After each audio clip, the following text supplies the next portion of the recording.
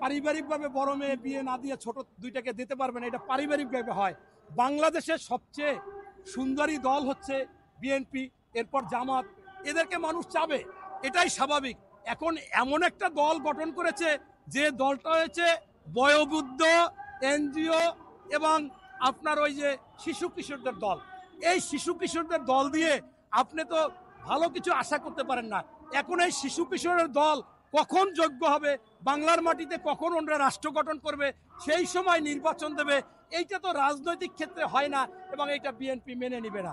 আপনি দেখেন যে বাংলাদেশে আজ পর্যন্ত বড় বড় রাষ্ট্র দায়িত্ব ছিল, মন্ত্রী ছিল, রাজনৈতিকবিদ ছিল, কখনো কি আমাদের শহীদ প্রেসিডেন্ট জিয়াউর রহমানকে আপনারা লুটেরা বলছে এরকম আপনারা কোথাও শুনেছেন?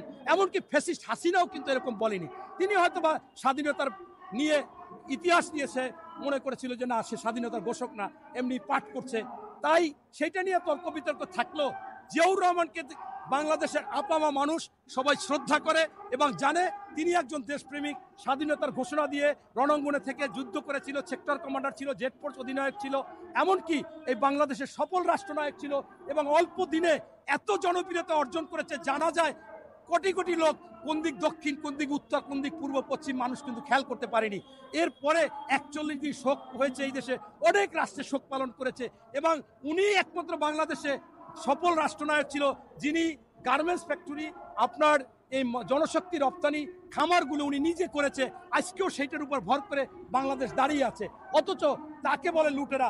এই নাসিরুদ্দিন পাটারিয়ালের বড় লুটেরা এবং এরা অগাধ টাকার মালিক এবং যত এদের লজ্জা শরম নাই, নির্লোভ, এরা মানে লোভ তাদেরকে ভর করেছে, নির্লোভ না, এবং তারা স্বার্থপর এবং তারা লোভী। তার প্রমাণ আমি আপনাকে একটু আগেও বলেছি যে আপনার 1952 সালে ভাষা আন্দোলন করেছে, তারা তো বিনিময় কি চায় না, শহীদ হয়েছে, অনেকে আহত হয়েছে। 1971 সালে লক্ষ লক্ষ লোক মারা গেছে, তারা তো কোনো স্বার্থ চায়নি। জিয়াউর রহমানও তখন ব্যারাকে ফিরে গেছে, পরবর্তী স্বাধীন রাষ্ট্রপতি তাকে স্বাধীনতার পদক দিয়েছে সর্বোচ্চ বীরত্তম। এরপর আমরা 90-এর আন্দোলন করেছি, আমরা হাজার হাজার লোক মারা গেছি, তখন আপনাদের মতো এত টিভি ছিল না, তখনও আমরা বিনিময় চাই নাই। তোমরা তো এত লোভী, এত স্বার্থপর, এত মানে অবৈধ সম্পদ তোমাদের কাছে পছন্দ যে তোমরা ক্ষমতা চাচ্ছ, তোমরা তদবির চাচ্ছ, তোমরা চাকরি দিচ্ছ, টাকা পয়সা নিয়ে সব কিছু করতেছো লুটেরার মতো, যেখান থেকে পারতেছো সেইখান থেকে মানে ময়লা আপনার মলমূত্রের মধ্যে টাকা পাইলো, সেখান থেকে টাকা হইলে তোমাদের কাছে লোভ।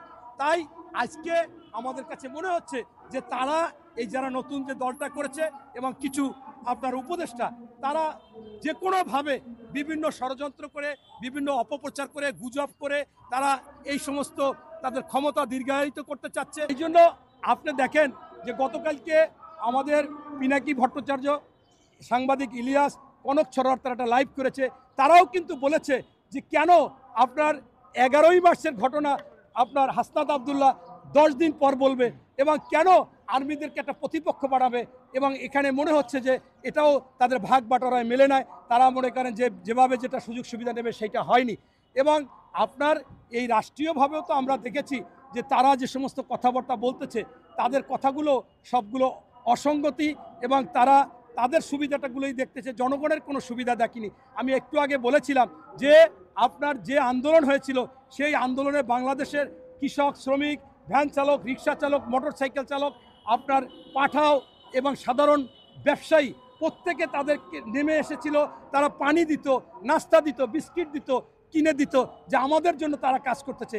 এখন আসলে তারা তাদের জন্য কাজ করতেছে, কোনো মানুষের কথা চিন্তা করে না।